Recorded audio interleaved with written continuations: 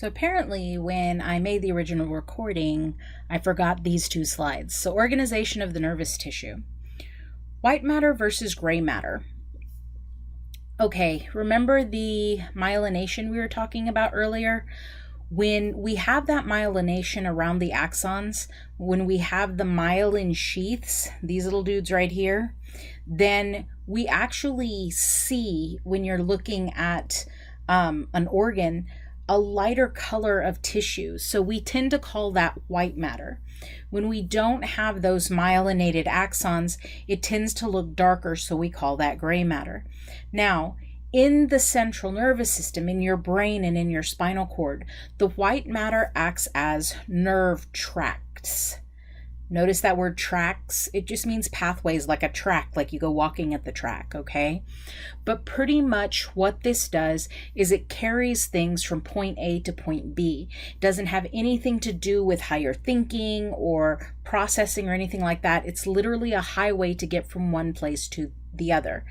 If you look at a slide of the spinal cord, there's a gray butterfly in the middle and then white along the outside of that. The outside of the spinal cord is white matter. However, when you look at the brain, the internal core of your brain is white matter and the outside is gray matter. So what does gray matter do? Well, it performs the integrative functions or acts as a relay area. Basically, all of the thinking and the reasoning and all of that happens in your brain, the ability to distinguish between a good sensation and a bad sensation, all of that is done by the gray matter. Now, as far as your peripheral nervous system goes, you've got bundles of axons that make nerves which conduct action potentials from and to the central nervous system. This is intake of information and outtake of information. These are the nerves that are basically braided together neurons that make them.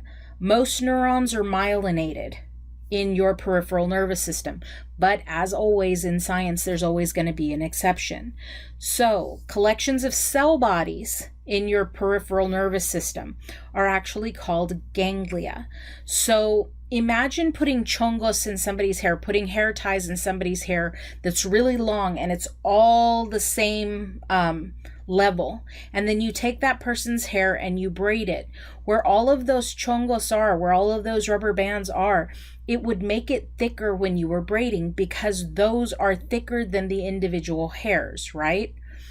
So when you're braiding these neurons together, these individual cells together, the axons themselves are very, very thin, but the cell body is really, really big. So when you've got this braiding together, wherever you've got those collections of cell bodies, you're going to have this expansion in that nerve, in the cord. It's going to look like a big bulgy area. That bulge that I'm talking about is called a ganglia. Okay, I know this is only one slide with explanation, but because I missed it on the other lecture, I'm just including it like this.